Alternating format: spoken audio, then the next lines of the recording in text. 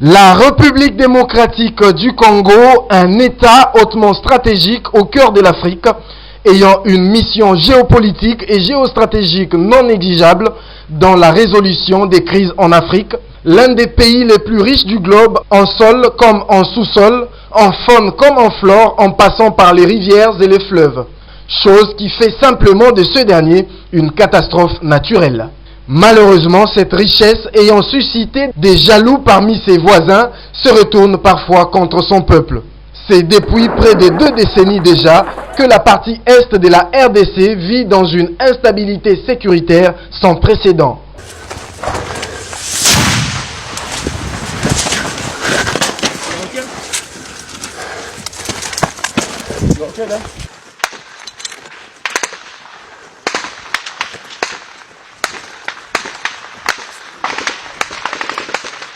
Chaque jour, au moins 10 citoyens congolais sont tués, des femmes et des pauvres filles violées, des villages brûlés, des matières premières pillées par les détracteurs de ces richesses.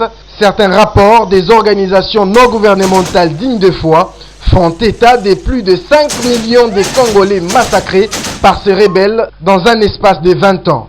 Face à la persistance des violences à l'égard de nos frères congolais à l'Est, il n'est pas question de se taire. Par solidarité, des mouvements tant au niveau national qu'international ont vu le jour en vue de dénoncer ce génocide pour lequel le monde assiste impuissamment.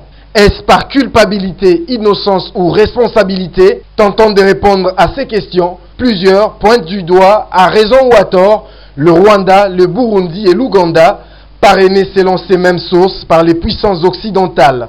Certains disent même avoir des preuves de ces accusations. Pour essayer de résoudre le problème, plusieurs solutions ont été envisagées, notamment celles militaires, judiciaires, politiques et même diplomatiques, mais jusque-là, ce sont des faibles résultats éphémères qui en ressortent, car dans les prochaines semaines, les mêmes groupes rebelles reviennent sous d'autres noms.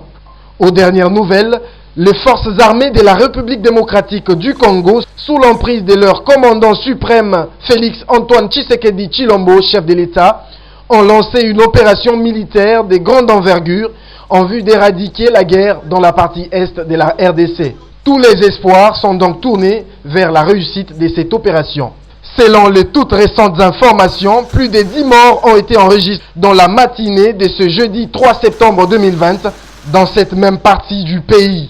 À quand la fin des tueries dans l'est de la République démocratique du Congo? À tous nos concitoyens de l'est, nous sommes des cœurs avec vous. Et main dans la main, nous vaincrons cette guerre.